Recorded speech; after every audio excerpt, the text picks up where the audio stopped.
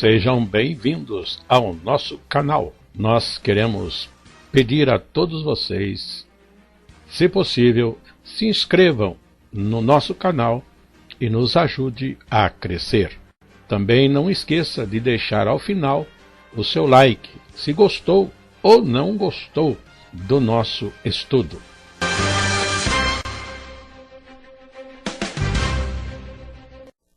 O programa a seguir é de inteira responsabilidade de seus idealizadores e apresentadores.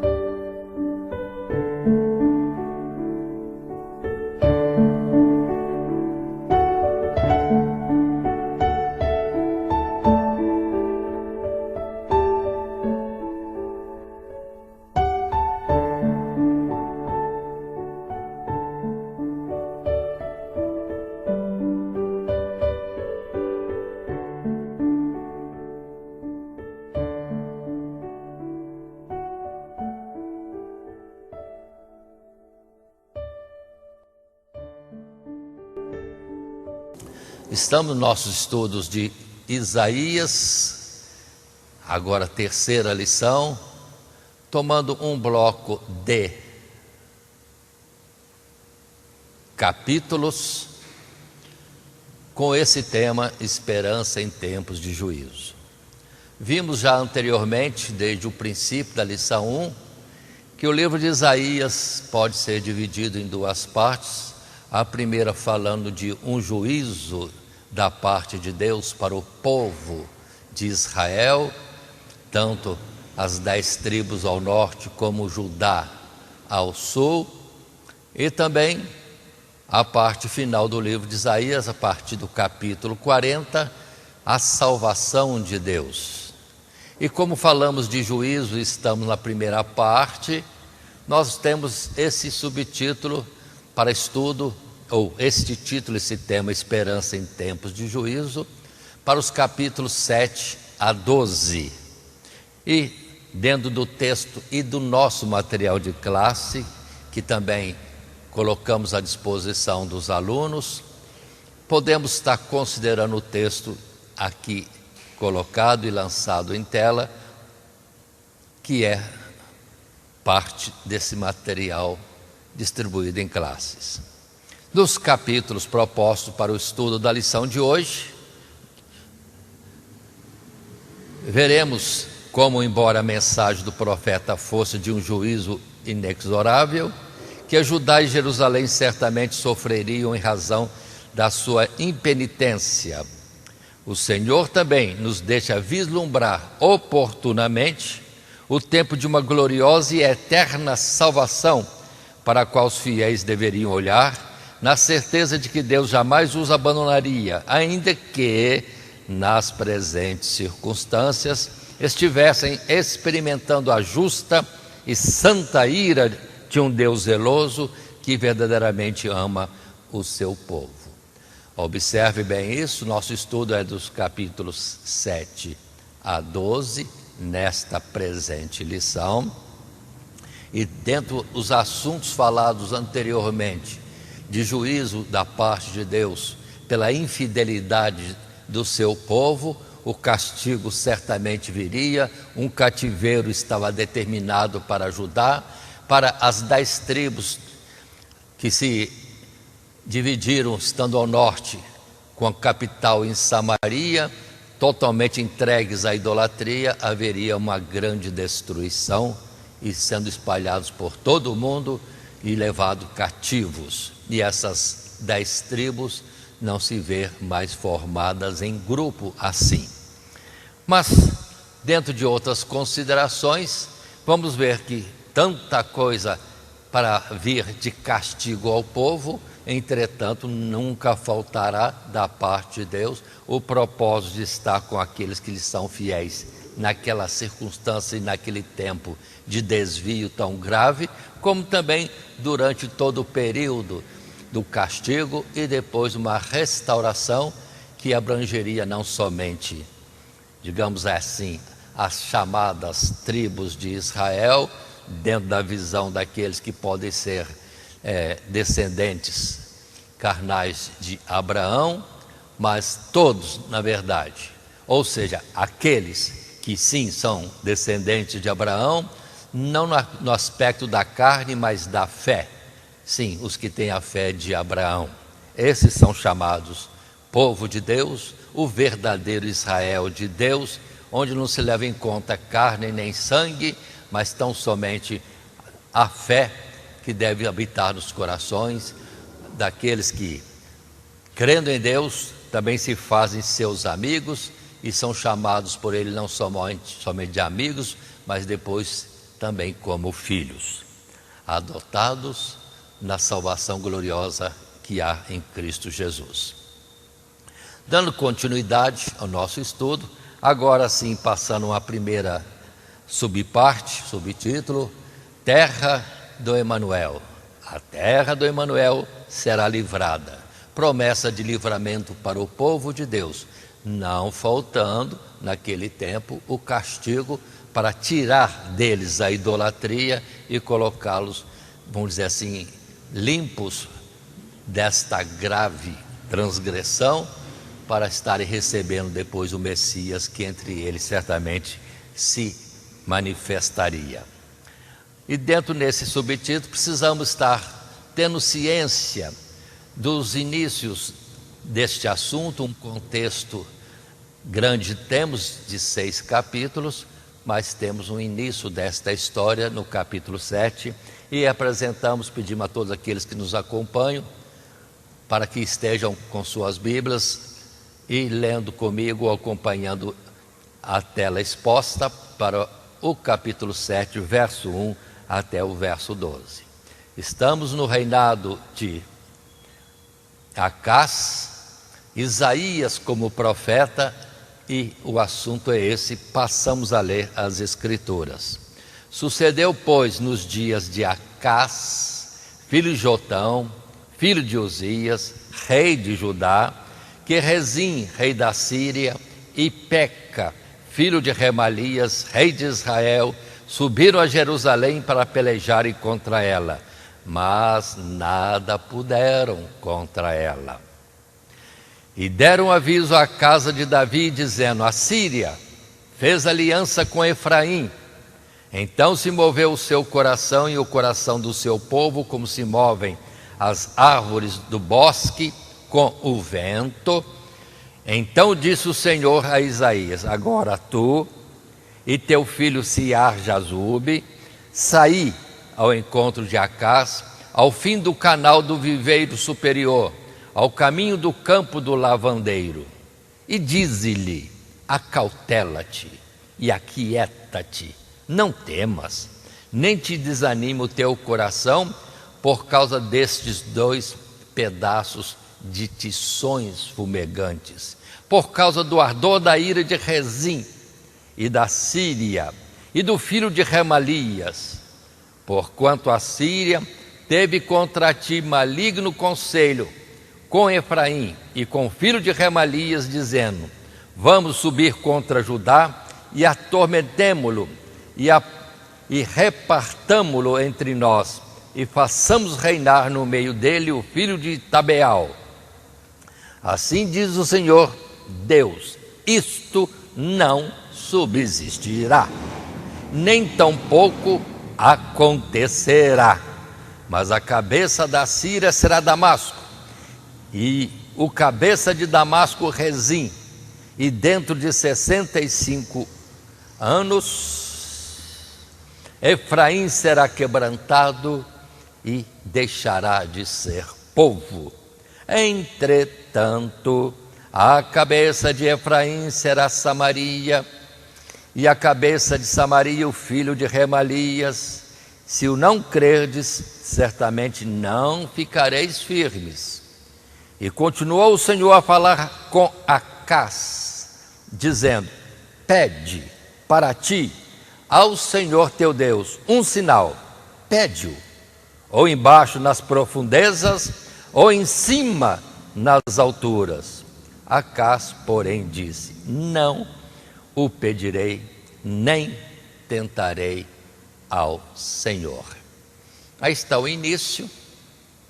Se havia dentro do povo de Deus, o original Israel de 12 tribos, uma grande divisão, 10 tribos ao norte, mantendo o nome de Israel, faz pacto com a Síria para destruir o reino de Judá, sim, com capital em Jerusalém, e repartir a terra com a Síria, ou seja, desmanchar aquele povo, descendência de Abraão, descendência de Jacó, que é Israel, e descendência também de Davi, quando havia da parte de Deus grandes e eternas promessas gloriosas.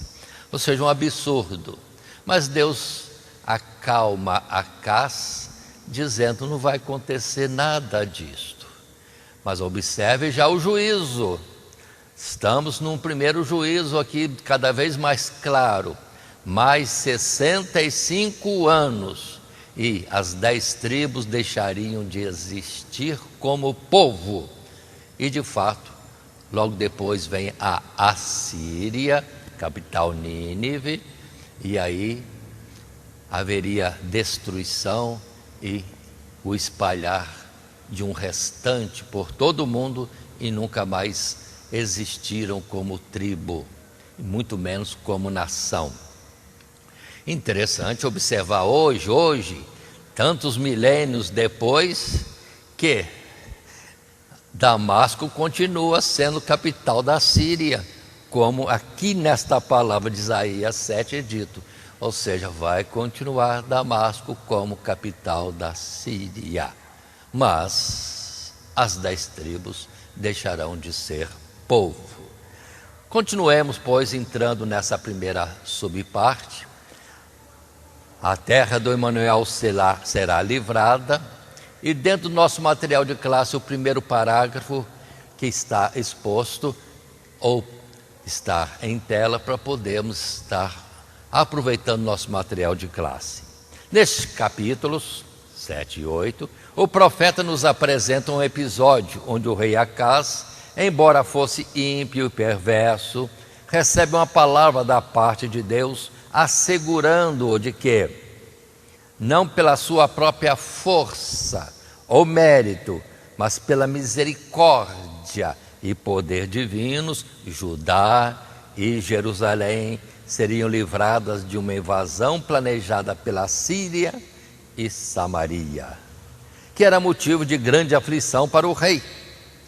A resposta de Acaz, a oferta divina, pede para ti, ao Senhor teu Deus, um sinal, é no mínimo hipócrita, pois era o próprio Deus quem se propunha realizar um sinal para confirmar a certeza deste livramento e deste modo despertar o rei para que este confiasse no Senhor seu Deus. Assim, a rejeição de Acaz, sob pretexto de não tentar ao Senhor, apenas revela a sua indisposição de se comprometer com Deus ou sob qualquer condição. Ou seja, não entra no propósito de Deus. Por isso mesmo seria uma análise correta nossa de não querer se comprometer, ou falta de fé, não crendo que Deus poderia fazer o que ele quisesse pedir. Mas da parte de Deus estava aberta a oportunidade. Pede um sinal. Pede. E observemos que em um outro ato que vamos naturalmente ver, e que também Isaías ofereceu a Ezequias um sinal, e ele mesmo propôs o sinal, o próprio profeta, que o sol caminharia 10 graus para trás. Sim, o sol projetando a sua luz, como que recuando no espaço, em vez de seguir o seu ciclo normal na sua translação ou no seu movimento padrão no universo. E assim aconteceu. Mas agora é Deus quem deixa à disposição do rei Acás. Sim, pede um sinal. E ele não quis pedir. Mas segue a nossa lição no capítulo 7 de Isaías, que é o capítulo que estamos estudando nesse exato instante, nesse primeiro subtítulo. Verso 14 a 16 colocam para nós, agora indo novamente para as Escrituras, temos: portanto, o mesmo Senhor, Deus, vos dará um sinal. Eis que uma virgem conceberá e dará à luz um filho, e será o seu nome Emanuel. Manteiga e mel comerá, até que ele saiba rejeitar o mal e escolher o bem. Na verdade, antes que esse menino saiba rejeitar o mal e escolher o bem, a terra de que te enfadas será desamparada dos seus 2 reis. Aí está.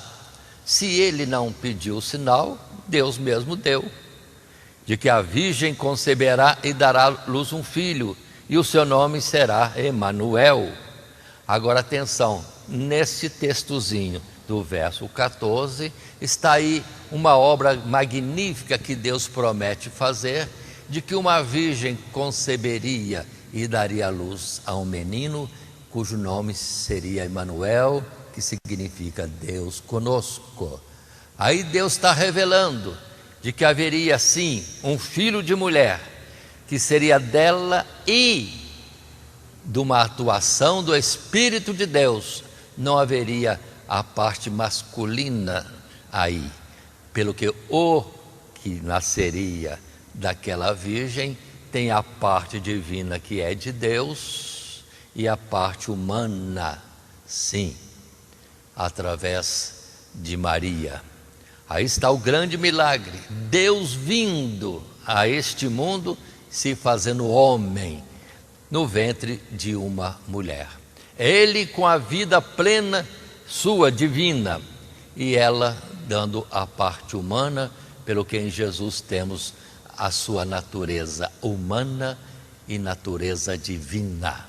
Divina porque ele é, sim, unigênito de Deus, que deixou o céu e veio a um óvulo de uma mulher, para ali formar um corpo e se fazer nosso parente. Essa é a parte divina. E a parte humana, a parte de Maria como ser humano, e ali temos então Jesus, que passa a ser chamado também de Filho de Deus, ou Emanuel, Deus conosco, e a outra parte é Filho do Homem, e isso falado várias vezes nas Escrituras, e um prenúncio já no passado e até em Apocalipse. Filho do Homem, é como Jesus é reconhecido. E vamos continuar dizendo que nesse texto que acabamos de ler, para dar continuidade ao nosso primeiro subtítulo, temos também de que esse Jesus nasceria e estaria na sua, vamos dizer, vida humana crescendo em conhecimento, sabedoria e graça diante dos homens e de Deus.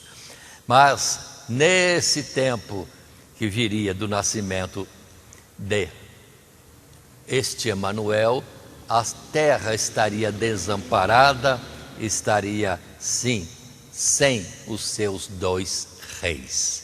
Se naquela época de Acás, tinha rei Acás, que era do reino de Judá, e tinha outro rei lá ao norte, na capital de Samaria, mas viriam tempos, antes do Emanuel chegar, de que os 2 reis não existiriam mais.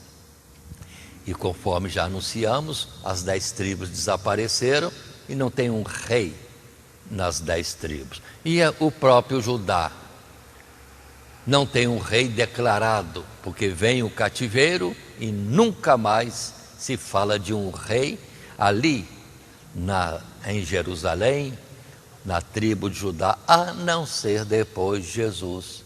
Sim, aí Jesus é chamado o rei, aquele que é o filho de Davi. Mas continuemos indo para o nosso material de classe.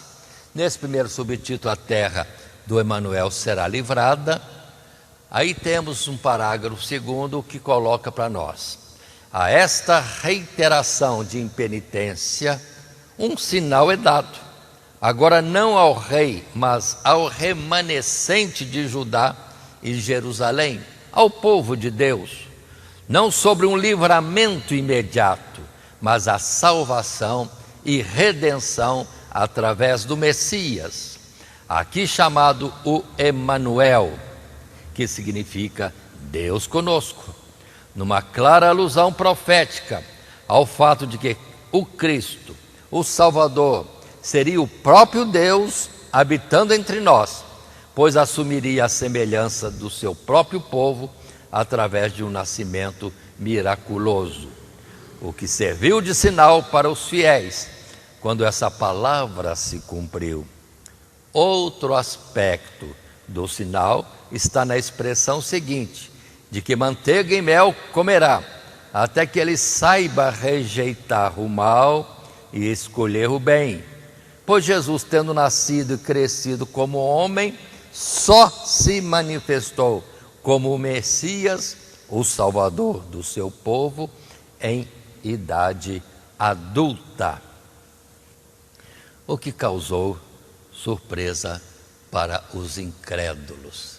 E observem que Jesus sempre fazia menção, sendo ele um homem, andando com os demais homens aqui na terra, muitos olhavam para ele e só viam a sua natureza humana, mas ele sempre demonstrava que nele estava também a natureza divina, por todos os sinais e milagres, prodígios, o ensino excelente que ele trazia para o povo, a atuação de bondade, misericórdia e justiça, o poder sobre a morte, trazendo a ressurreição para muitos. E ele dizia claramente: eu e o Pai somos um. Quem vê a mim, vê o Pai. As palavras que vos digo não são minhas, mas são do Pai. E aí temos essa identidade de Jesus com o Pai. De fato, ali estava aquele que é unigênito de Deus, da mesma natureza de Deus, Deus, sim, presente, Deus conosco, o Emanuel. E vendo alguns versos para lembrarmos, e aqui está para os professores, uns versos propostos, dentre tantos versos, textos bíblicos, que poderíamos falar do cumprimento dessa mensagem, desta profecia. Em João capítulo 1, verso 14, o Verbo se fez carne e habitou entre nós, e vimos a sua glória como a glória do unigênito do Pai, cheio de graça e de verdade. Indo para Timóteo capítulo 3, verso 16, e sem dúvida alguma, grande é o mistério da piedade, aquele que se manifestou em carne, foi justificado em espírito, visto dos anjos, pregado aos gentios, crido no mundo e recebido acima na glória.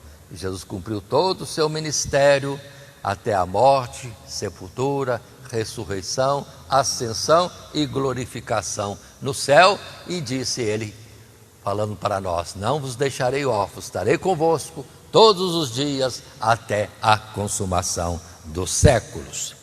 E observemos também no capítulo 2 de Hebreus, verso 14 e 15, e visto como os filhos participam da carne e do sangue, também ele participou das mesmas coisas, para que pela morte aniquilasse o que tinha o império da morte, isto é, o diabo, e livrasse todos os que, com medo da morte, estavam por toda a vida sujeitos à servidão. Observe a clareza destas palavras. O próprio Deus envia seu Filho unigênito para se fazer homem, de carne e osso, pó, como nós, para mostrar que quando ele nos fez do pó, não era algo como que para estar no desprezo da nossa natureza. É a realidade que nós não somos nada. A excelência em nós é a operação de Deus em nós, fazendo que aquilo que é pó se torne célula viva e toda aquela estrutura de barro, ali no modelo de Adão, transformada num ser que era chamado para a vida eterna. Coisas gloriosas, mas são muitas as passagens bíblicas. E aí dizemos que nos acompanham no estudo esse que é destinado a professores da escola bíblica dominical, em particular para os professores das classes de jovens e adultos, na sua ministração, e para os demais professores até de crianças, para um conhecimento ao nível de adultos também, e não se deterem sempre ou estarem presos tão somente a lições, digamos assim, para crianças. Mas continuando, dizemos aos professores, em um sentido de cooperação proposta, temos neste assunto passagens como em Gálatas capítulo 4, verso 4 a 6, e Mateus capítulo 1, verso 18 em diante, Lucas capítulo 2, verso 8 a 12, 25 a 32, em Mateus 13, 54 até 58, falando, e o verbo se fez carne e habitou entre nós, e coisas alusivas referentes a este ato do nosso grande Deus, em misericórdia para conosco. O Salvador, o Todo-Poderoso, se fazendo homem e vindo falar conosco, olho no olho, sim, como foi para aquela geração, e hoje ainda, estando vivo e estando conosco, conforme sua promessa já dita, está conosco até a consumação dos séculos, todos os dias, assim podemos estar em contato com Ele. E ainda nesse primeiro subtítulo, a terra do Emanuel será livrada, nós temos um terceiro parágrafo ainda dentro do nosso material de classe que aproveitamos e agora fazemos a leitura para que nos acompanhem. De fato, aquela geração de Judá e Jerusalém ainda testemunharia seu livramento das mãos de Israel e da Síria, mas Efraim, isto é, as tribos do norte, não seria apenas castigada, mas destruída pelos assírios, o que está no capítulo 7, versos 8, 16 e 17. E a terra assolada de seus moradores, do mesmo modo que uma navalha rapando todos os cabelos da cabeça aos pés, de tal modo que o pouco que pudesse ser colhido ou produzido ali, já seria uma abundância para os poucos moradores que restariam nela. Capítulo 7, verso 20 a 22.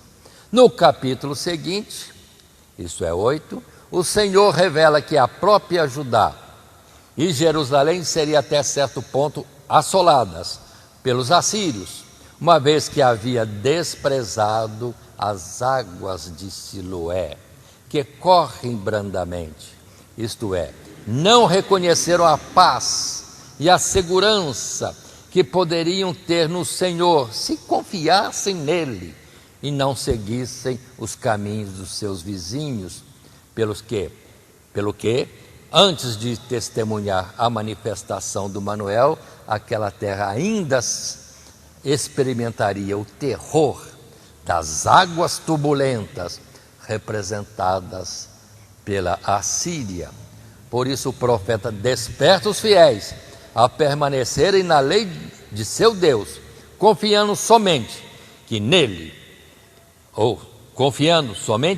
nele e rejeitando os caminhos vãos das nações, porquanto as maquinações dos povos contra a terra do Emanuel certamente seriam frustradas e os fiéis encontrariam em Deus santuário seguro.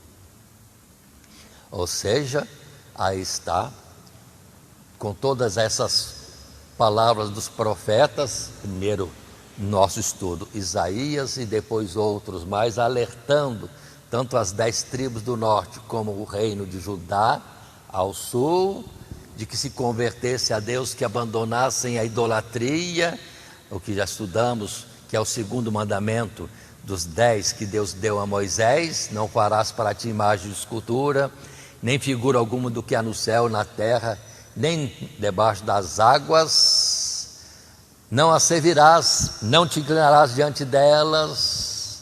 Mas aquele povo as 12 tribos, 10 ao norte, já terrivelmente desviadas, e as 2 do sul, Judá e Benjamim, e resquícios das outras que permaneceram fiéis ao reino de Judá, mas infelizmente também se desviando na idolatria. E para entendimento dos que estudam, lembremos, são 10 tribos ao norte que mantiveram o nome de Israel, mas a capital está em Samaria. E, conforme dissemos, desviados de Deus na idolatria. Sim, eles são chamados em algumas vezes como Efraim, ou seja, falando de Efraim, pode ser a tribo de Efraim, tão somente, ou conforme o contexto de agora, Efraim significam as 10 tribos, porque a líder dessa divisão foi a tribo de Efraim. Mas viria a destruição dessas 10 e haveria grave castigo para o reino do sul, com capital em Jerusalém, pelo mesmo motivo, desvio de Deus, envolvimento com a idolatria. Mas Deus em todo o tempo é salvação para os que nele confiam. Naquela época houve pessoas salvas, e em todo o tempo da humanidade, todo aquele que confia em Deus, que permanece fiel a Deus, que anda nos seus caminhos, que tem um temor de Deus verdadeiro em seu coração, esses são livres, não são confundidos. E assim, ponto, observe o texto que temos ainda no capítulo 7, verso 8, e mais alguns versos que citamos, para estar citando no texto bíblico onde está o assunto que agora há pouco falamos. Capítulo 7, verso 8: mas a cabeça da Síria será Damasco, e a cabeça de Damasco Rezim, e dentro de 65 anos Efraim, que são as 10 tribos, será quebrantado e deixará de ser povo. Verso 16 e 17: na verdade, antes que esse menino saiba rejeitar o mal e escolher o bem, a terra de que te enfadas será desamparada dos seus 2 reis. Mas o Senhor fará vir sobre ti e sobre o teu povo e sobre a casa de teu pai, pelo rei da Síria, dias tais quais nunca vieram, desde o dia em que Efraim se separou de Judá. Aí está, os 2 reis deixariam de existir. O primeiro caso de Efraim, o reino do norte, estaria espalhado e destruído, enquanto que Judá, sim, seria levado a cativeiro e nunca mais estariam coroando um rei, a não ser depois, quando Jesus chega. E lendo ainda no capítulo 7, o verso 20 a 22, diz ainda sobre o castigo do reino de Judá: naquele dia refará o Senhor com uma navalha alugada que está além do rio, Esther, com o rei da Síria, a cabeça e os cabelos dos pés e até a barba totalmente tirará. E sucederá naquele dia que alguém criará uma vaca e 2 ovelhas, e acontecerá que por causa da abundância de leite que elas hão de dar, comerá manteiga e mel, comerá todo aquele que ficar de resto no meio da terra. Ou seja, o desamparo seria grande, a destruição seria grandíssima, comparando Deus com um corpo do qual se passa navalha e não fica pelo nenhum, ou se ficou algum pelo, um aqui, outro lá, pouquíssima gente, primeiramente nas 10 tribos, e depois até mesmo o reino Judá seria assolado, e dos muitos e muitos milhares, centenas de milhares, ou coloquemos em destaque centenas de milhares de soldados para a guerra, restaria 14 mil e poucos indo para cativeiro. A terra seria assolada, uma grande destruição, castigo muito forte para aquelas tribos. Mas conforme já dissemos na lição anterior, depois nunca mais se vê falar de idolatria no meio de Israel. Vem João Batista, vem Jesus, vem os apóstolos, e o assunto não precisa ser a idolatria seja, o culto a ídolos, o povo ganhou pavor, ou seja, se limparam dessa grave transgressão. Mas indo em frente, agora no capítulo 8, parte também desse estudo, no primeiro subtítulo, verso 6 até o verso 8, está escrito: porquanto este povo desprezou as águas de Siloé, que correm brandamente, e com Rezim e com o filho de Ramalias se alegrou, eis que o Senhor fará vir sobre eles as águas do rio, fortes e impetuosas, isto é, o rei da Síria, com toda a sua glória, e subirá sobre todos os seus leitos, e transbordará por todas as suas ribanceiras, e passará a Judá, inundando-o, e irá passando por ele, e chegará até o pescoço, e a extensão de suas asas encherá a largura da tua terra, ó Emanuel. Começa o assunto, portanto, no capítulo 7, falando da Samaria, reino do norte, e também Síria atacando Judá, o propósito que não se efetivou. Mas depois viria a Síria, destruiria as 10 tribos e invadiria, sim, Judá.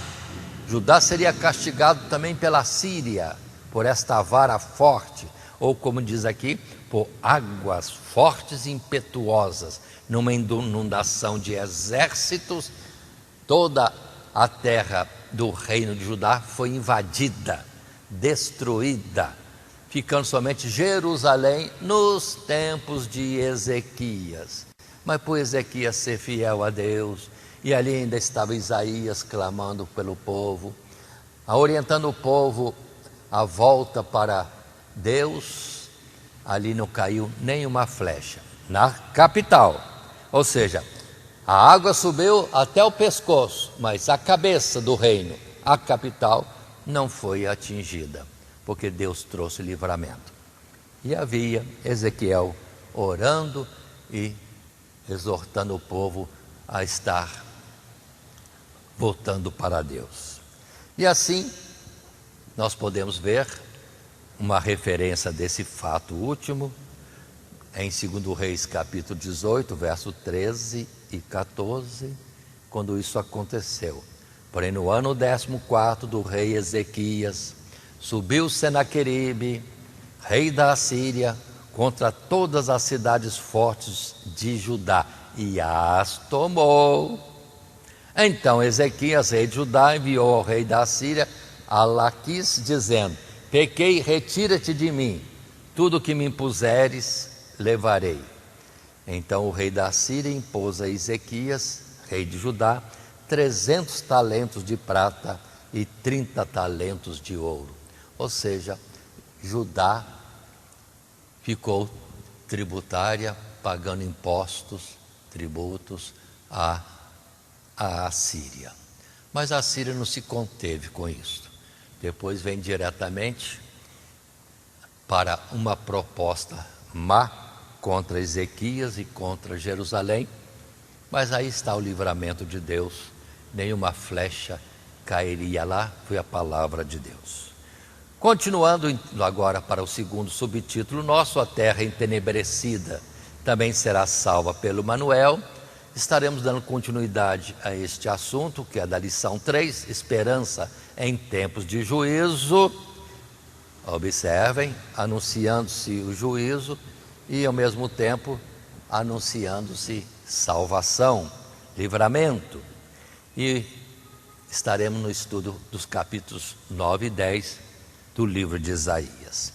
Assim, para este novo estudo ou continuidade do estudo da lição 3, precisamos ler Isaías no capítulo 9, que é parte do nosso texto bíblico ou leitura bíblica em classe. Texto proposto para a primeira leitura com a classe. Assim passo a leitura do texto bíblico. Mas a terra que foi angustiada não será entenebrecida.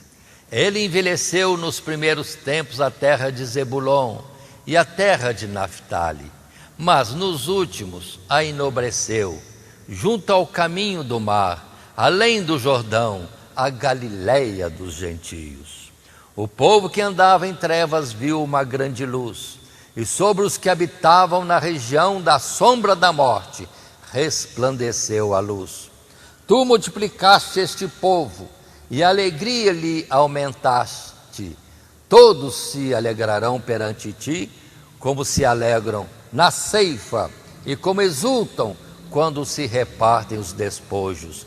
Porque tu quebraste o jugo que pesava sobre ele, e a vara que lhe feria os ombros, e o cetro do seu opressor, como no dia dos midianitas. Porque toda a armadura daqueles que pelejavam com ruído, e as vestes que rolavam no sangue, serão queimadas, servirão de pasto ao fogo. Porque um menino nos nasceu, um filho se nos deu, e o principado está sobre os seus ombros, e o seu nome será Maravilhoso, Conselheiro, Deus Forte, Pai da Eternidade, Príncipe da Paz. Do incremento deste principado e da paz não haverá fim sobre o trono de Davi e no seu reino, para o firmar e o fortificar em juízo e em justiça, desde agora e para sempre. O zelo do Senhor, Deus, Senhor dos exércitos, fará isto. Olha que palavra linda, já falada cerca de 2.700 anos atrás, cumprida 700 anos depois de Isaías. A terra que foi angustiada, aquela terra assolada, porque pecavam grandemente, gravemente contra Deus com os ídolos, sim, foi angustiada, destruída, uma miséria, mas não seria envolvida de trevas. Não, não, não. Aquela região que o povo dizia ser amaldiçoada, talvez, porque vemos que os apóstolos mesmo, num exemplo, consideravam aquela terra como que perdida, terra de trevas. Mas a palavra de Deus diz, não, não, haverá luz. E foi quando se cumpre de Jesus vindo, ali se fazendo homem na terra de Nazaré, e depois no seu ministério iniciando, trazendo a mensagem de Deus, começando na Galileia, terra considerada agora dos gentios, mas era antes terra do povo de Israel. E ali vem Jesus trazendo a mensagem, e é o Emanuel, sim, anunciado no capítulo 7, que agora é apresentado como Deus conosco, maravilhoso conselheiro, Deus forte, Pai da eternidade, Príncipe da paz. Observa a divindade em Jesus aí, principalmente nessas palavras, Deus forte, Pai da eternidade, Príncipe da paz, e o seu reino sendo iniciado ali com a sua manifestação, um reino de Deus que já estava no mundo o tempo todo, mas que agora chega à sua plenitude com o Rei entre nós, o Emanuel, aquele que tem o principado esse que é eterno, na casa de Davi, na descendência de Davi.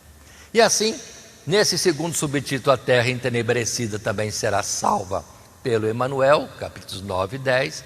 Num primeiro parágrafo do nosso material de classe, temos este resumo: reforçando a esperança dos fiéis, a palavra afirma que Judá e Jerusalém não seriam entregues à escuridão, como seriam Israel ao norte e as nações vizinhas, mas por outro lado, deixa uma promessa de salvação que estende-se, sim, se estende, mesmo a estes últimos, que seriam destruídos pela Síria.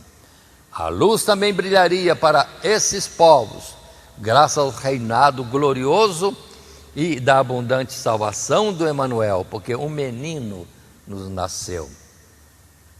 Essas nações, de fato, nunca voltariam do cativeiro assírio, mas espiritualmente seriam libertas pelo Senhor Jesus da opressão tirânica do pecado, que, começando o seu ministério de salvação, precisamente na Galileia dos gentios, depois seria anunciado pelo Evangelho a todas as nações da terra.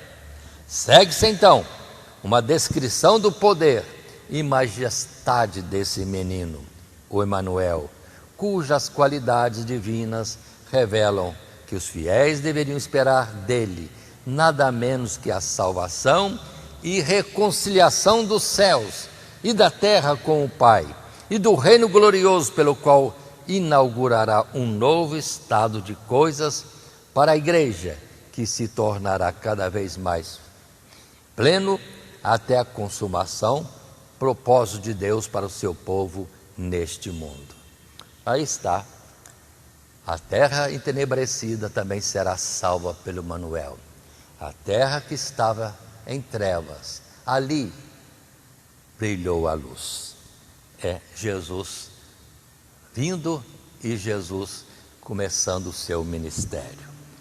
Aí temos vários textos bíblicos que podemos apresentar como proposta para os nossos professores e os que acompanham o estudo. Em Mateus capítulo 4, verso 13 até o 17. Um primeiro texto que lemos na Bíblia. E deixando Nazaré, foi habitar em Cafarnaum, cidade marítima, nos confins de Zebulon e Naftali, para que se cumprisse o que foi dito pelo profeta Isaías, que diz: a terra de Zebulon e a terra de Naftali, junto ao caminho do mar, além do Jordão, a Galileia das nações. O povo que estava assentado em trevas viu uma grande luz, e aos que estavam assentados na região e sombra da morte, a luz raiou. Desde então,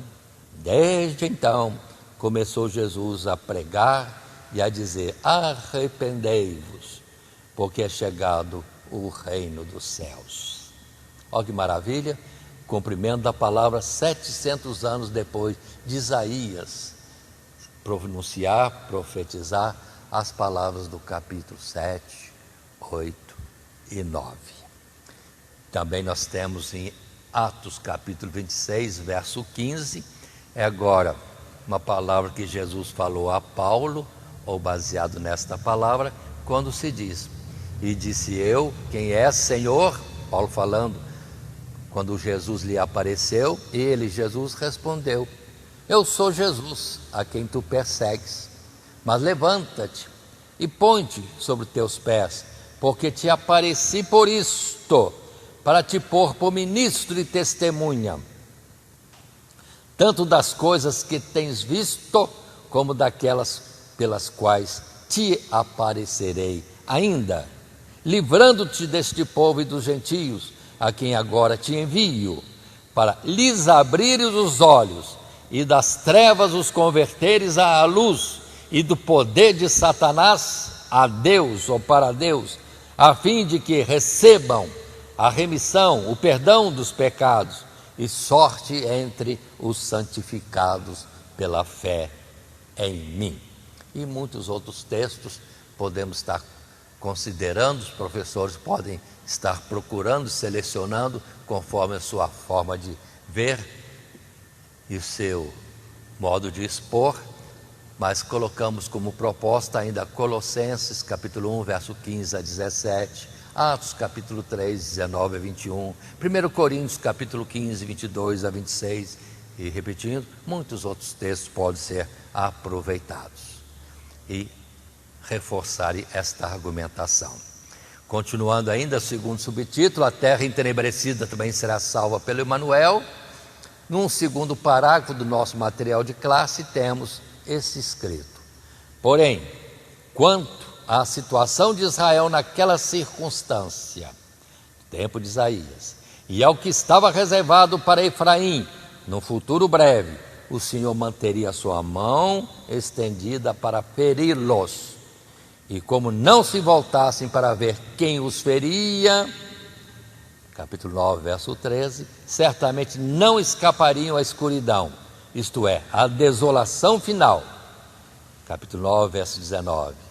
No capítulo seguinte, ou seja, já 10, o Senhor assegura aos fiéis daquelas gerações que a Assíria, embora fosse um instrumento em suas mãos para castigar as nações e os infiéis dentre o seu povo, seria ela mesma visitada por Deus a seu tempo, em razão da sua soberba e presunção contra o próprio Deus, que lhe havia dado poder e autoridade sobre toda a terra.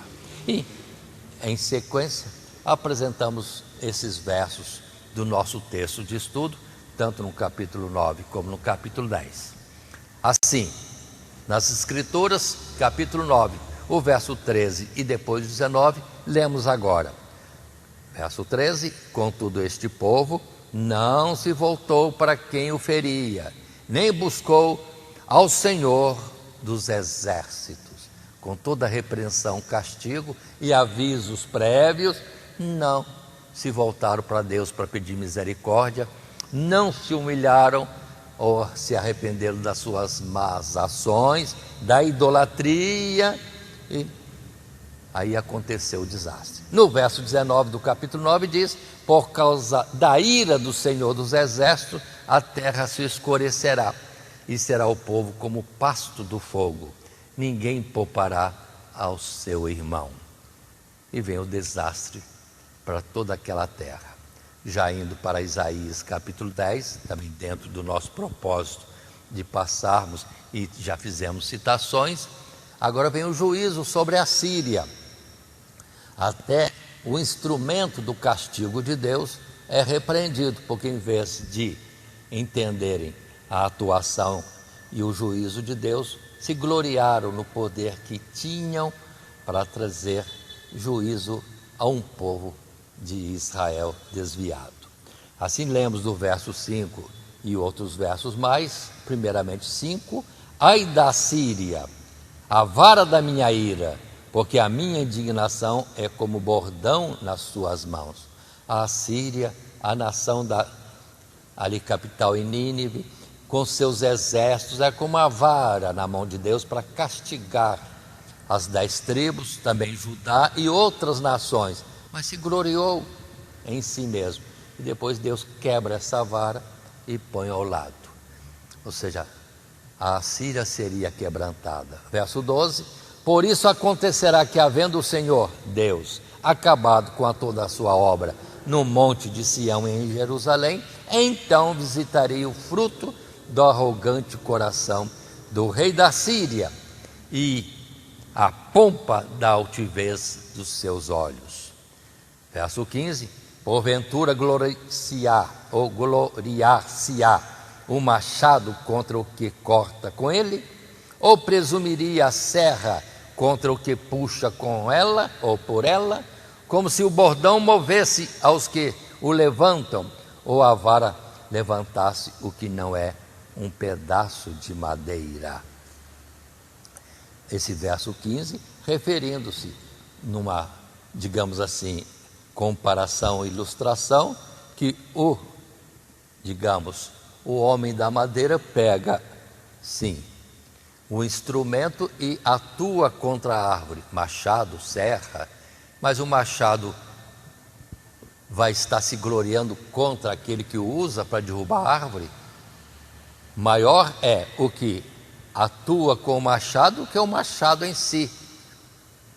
Ou a serra não pode se gloriar contra aquele que a manuseia, que a dirige para cortar a madeira. Assim, Deus usa alguém para alguma coisa, e esse alguém se arvora de alguma glória por ser instrumento tremendo usado por Deus, mas não dá glória a Deus que o usa, e nem teme, porque contra o erro, o pecado, a idolatria, Deus o levanta para castigar as nações, e ficarão eles livres andando pelo caminho da idolatria também? De fato não. Aí a Síria depois é destruída porque se envolve com a idolatria, o que ele, na verdade, foi usado para que isso fosse repreendido em outras nações. Indo para o verso 24, no capítulo 10 de Isaías: pelo que assim diz o Senhor Jeová dos exércitos, não temas, povo meu, povo que habitas em Sião, a Síria, quando te ferir com a vara, e contra ti levantar o seu bordão, à maneira dos egípcios, porque daqui a bem pouco se cumprirá a minha indignação e a minha ira para os consumir. Aí está Deus trazendo juízo para Judá, para as 10 tribos de Israel, para muitas outras nações, e depois a própria Síria também é alvo do juízo de Deus. E assim, dando continuidade ao nosso estudo, entrando agora no terceiro subtítulo, o reinado de Emanuel será de paz e reconciliação. Dentro dessa lição 3, no título ao tema Esperança em Tempos de Juízo, Deus fala outra vez, sim, de que o seu reino é um reino de paz. Sim, um reino que temos a reconciliação com Deus efetivada e uns com os outros vivendo em paz. Assim vamos para o capítulo 11, lembrando que aqui temos figuras. Deus chama as pessoas muitas vezes por ovelhas, o seu povo, ou lobos, os que não são seu povo, e Deus chama de serpente alguns que são como que venenosos em si mesmos, nos seus pensamentos e ações, e outras comparações mais Deus faz. E falando de ovelhas, Deus repreendendo ou orientando ovelhas, depois no final diz: ovelhas sois, Deus referindo-se a eles, mas sois homens. Deus chamando os homens na figura de alguns animais, conforme o seu coração. E assim, capítulo 11, lemos o verso 1 e versos outros apontados. Primeiro 1 e 2. Porque brotará um rebento do tronco de Jessé, e das suas raízes um renovo frutificará. Verso 2. E repousará sobre ele o Espírito do Senhor, e o Espírito de sabedoria e de inteligência, o Espírito de conselho e de fortaleza, e o Espírito de conhecimento e de temor do Senhor. Observem, continua falando, daquele menino que seria o Emanuel, daquele menino que é o Deus forte, o Filho se nos deu, Deus forte, Pai da eternidade. E aqui coloca ele como rebento, sim, mas cheio da unção do Espírito de Deus. Verso 6 até o verso 9, temos: e morará o lobo com o cordeiro, e o leopardo com o cabrito se deitará, e o bezerro e o filho de leão, e a nédia ovelha viverão juntos, e um menino pequeno os guiará. A vaca e a ursa pastarão juntas, e seus filhos juntos se deitarão. E o leão comerá palha como o boi, e brincará a criança de peito sobre a toca da áspide. E o já desmamado meterá a mão na cova do basilisco. Não se fará mal, nem dano algum, em todo o monte da minha santidade, porque a terra se encherá do conhecimento do Senhor, como as águas cobrem o mar. E o verso 16: e haverá caminho plano para os resíduos do seu povo, que restare da Assíria, como sucedeu a Israel no dia em que subiu da terra do Egito. Aí, outra vez, falando do povo de Deus transformado, os maus, os violentos, os venenosos e os simples e mansos, todos habitariam juntos, porque teriam as suas naturezas trocadas para serem salvos pelo aquele que era o menino que os conduzirá. É a Jesus, manso e humilde de coração, aquele que é o bom pastor e que daria a sua vida para a salvação das suas ovelhas. Um rebanho diferente agora, um rebanho de leão, de aspo, de serpente, de ovelhas também, de outros animais selvagens e domesticáveis, todos eles vivendo pacificamente. É o reino de Deus que transformaria o coração dos homens, levando-os à paz e à justiça na eternidade com Deus. Tendo lido esse texto no capítulo 11, vamos para o terceiro subtítulo, no seu primeiro parágrafo. Terceiro subtítulo: o reinado de Emanuel será de paz e reconciliação, capítulos 11 e 12. E dentro do material de classe, extraímos esse parágrafo primeiro. Enquanto o capítulo anterior se encerra com um cenário de destruição e assolação, o capítulo 10, onde os altivos serão abatidos como árvores altas, sendo derrubadas, o presente capítulo retorna o quadro futuro, ou retoma o quadro futuro do reinado do Messias, capítulo 11 e alguns versos, que, ao contrário da altivez da Síria e das nações, se manifestaria humilde e despretensioso, tal como um rebento, um ramo novo, mas nobre e digno de toda a realeza, pois que da raiz de Jessé, descendência de Davi, e ungido para ser rei, com a plenitude do Espírito de Deus.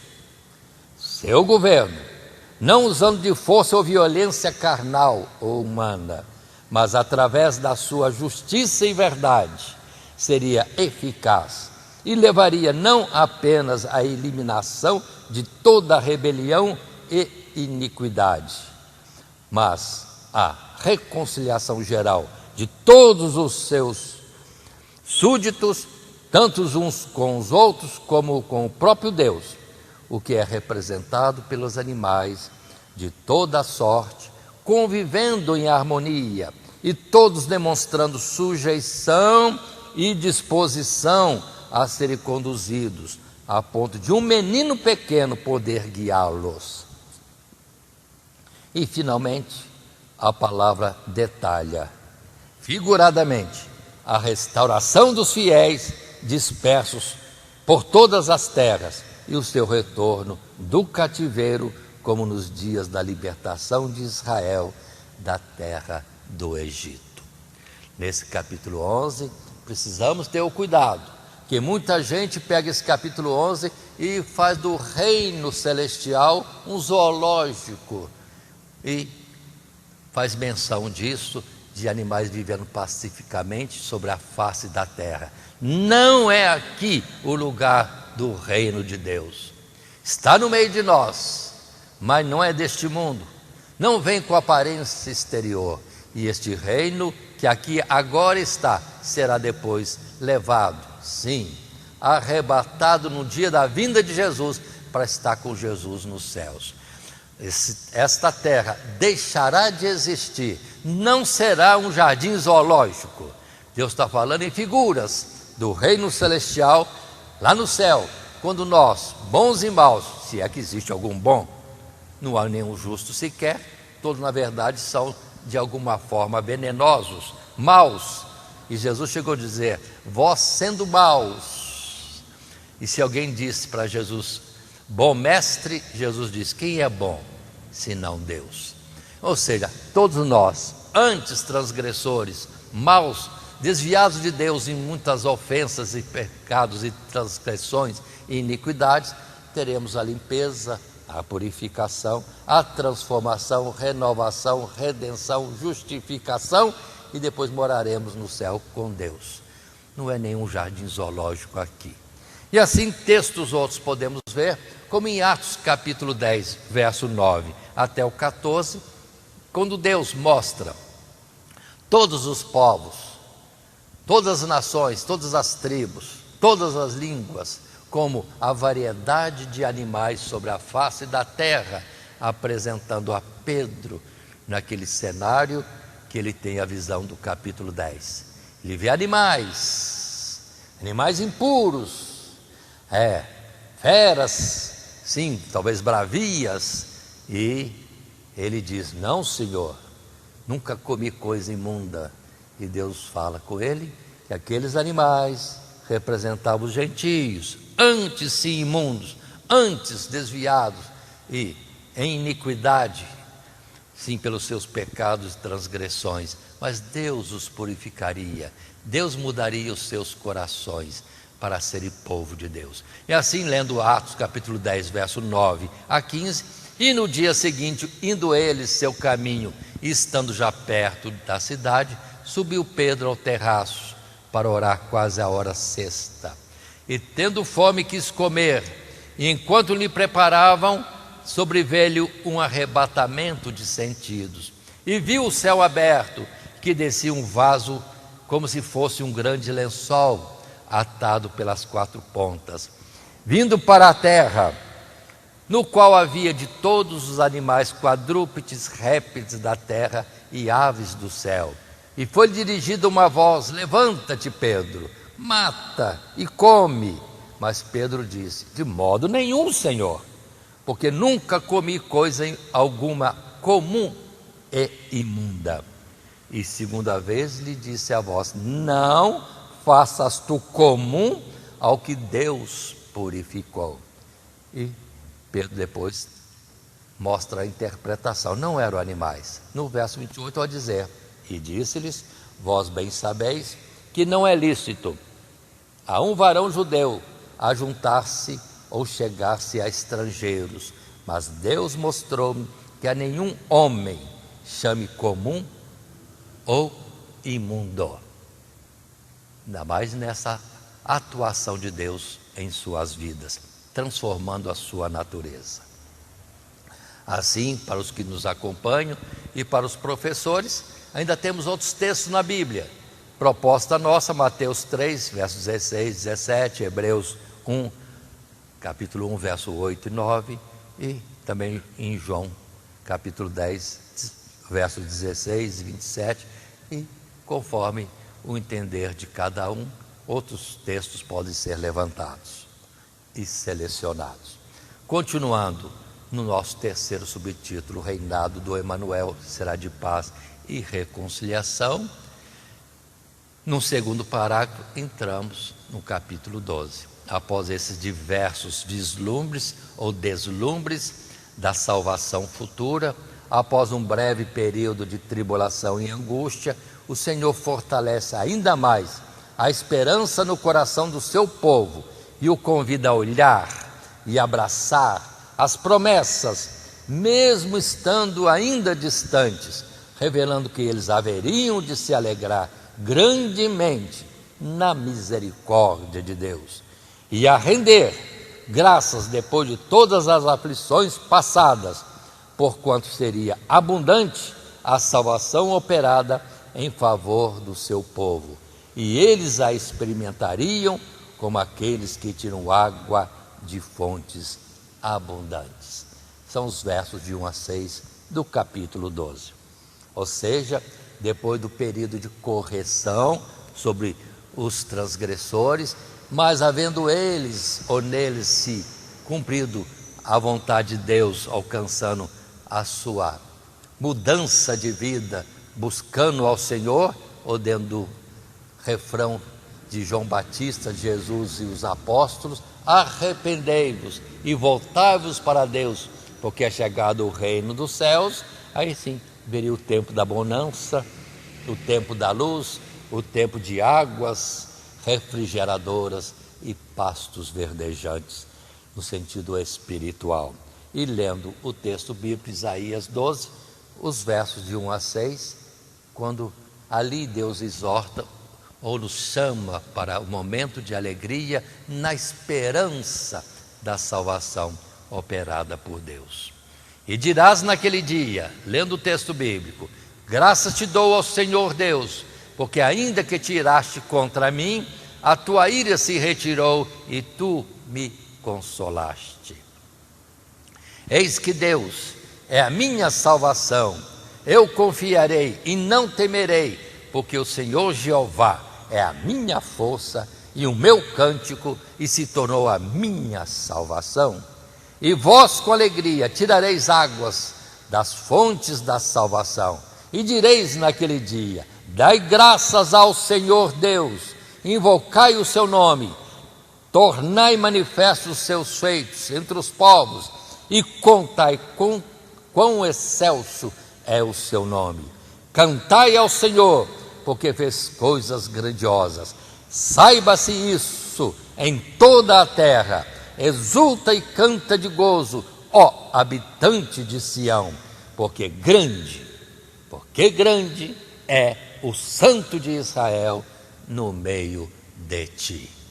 E aí está o propósito de Deus, sim, salvação para o seu povo. Mas dando continuidade e caminhando para o término dessa nossa lição de número 3, esperança em tempos de juízo, do nosso material de classe, pegamos o resumo. Deus não quer nossa destruição, mas nossa salvação.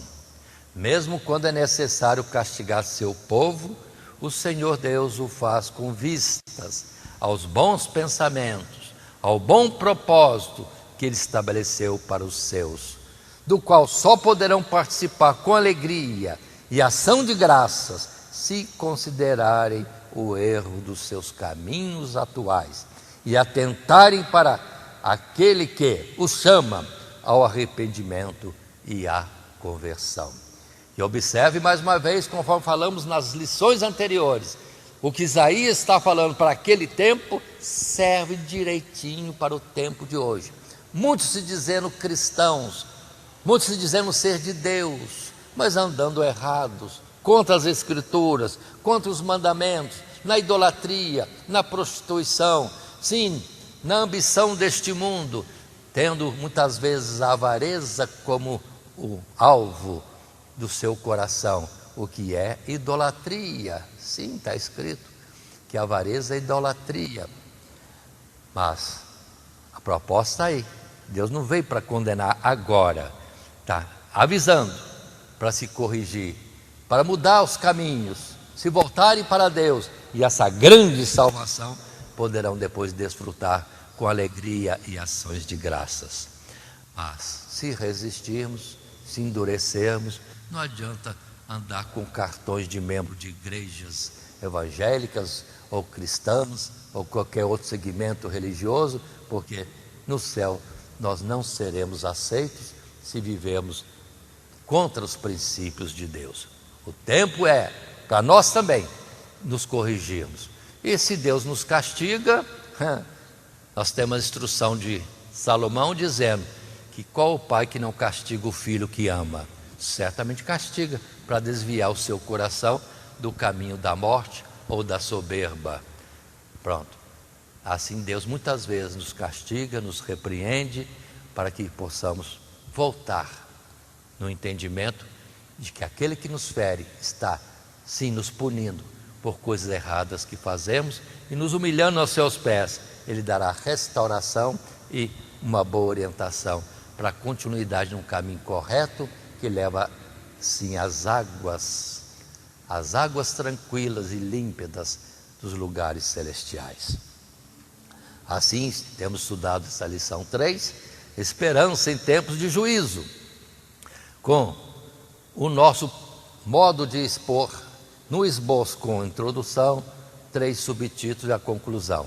E os 3 subtítulos da lição Esperança em tempos de juízo foram: a terra do Emanuel será livrada, capítulos 7 e 8, a terra entenebrecida também será salva pelo Emanuel, capítulos 9 e 10, o reinado de Emanuel será de paz e reconciliação, capítulos 11 e 12.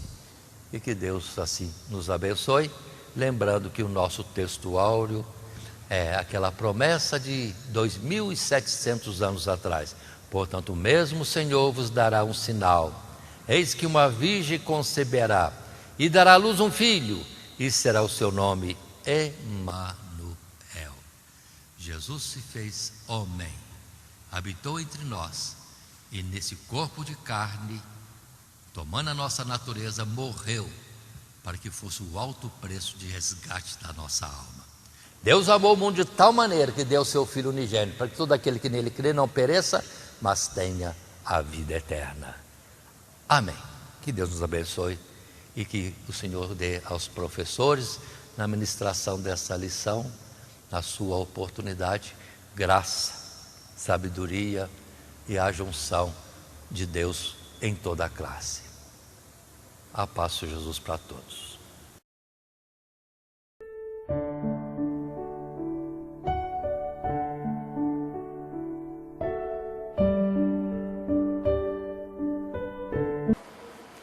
Primeiramente, quero agradecer a todos que sintonizam o nosso canal. Canal voltado principalmente à transmissão, à divulgação da Palavra de Deus. E ao encerrar o estudo desta noite, eu quero pedir a todos vocês, os que ainda não são inscritos em nosso canal, se inscrevam. Se inscrevam. Logo aí embaixo está aí a palavra inscreva-se. Clica nela. Somente isso. Se o estudo desta noite foi do teu agrado, você gostou, você concordou, clica aí no gostei. Gostei. Se você não gostou, é um direito seu. É um direito seu não gostar. Mas você pode manifestar isso. Para nós será importante isso. Saber que alguém não gostou. Clique no não gostei. Fácil. Não vai identificar você, nada. Simplesmente você vai expressar a sua opinião. Gostei, dedão para cima. Não gostei, dedão para baixo. E também pode, se você acha interessante compartilhar com seus amigos, compartilhe o nosso trabalho. Compartilhe. Aí embaixo, compartilhe. Você pode compartilhar no YouTube, pode compartilhar no Instagram, pode compartilhar no Facebook, pode compartilhar no Messenger, no WhatsApp. Vai simplesmente nos ajudar a crescer. Porque o nosso objetivo não é financeiro. Não é financeiro. Pode ver que os nossos trabalhos são todos sem fins lucrativos. Coopere conosco. Nos ajude. Temos também os nossos blogs, a nossa emissora na web, a Rádio Net Grata Nova. Tudo isso você encontra aí embaixo na descrição do nosso vídeo, do nosso estudo. Dá uma olhada, todos os endereços estão aí, junto à descrição dos nossos estudos. E eu agradeço, primeiramente a Deus, por tudo que Deus tem feito nesses anos que nós estamos trabalhando na internet. E a você, que toda semana entra no nosso canal. Deus te abençoe. Todo dia, toda hora, muito mais prazer em ouvir. Radionet Grata Nova. Web Rádio, a qualidade que faz a diferença, cada vez mais necessária. Rede Grata Nova de Evangelização. Acesse nosso site www.horadadecisão.com.br. Hora da Decisão, tudo junto, sem acento.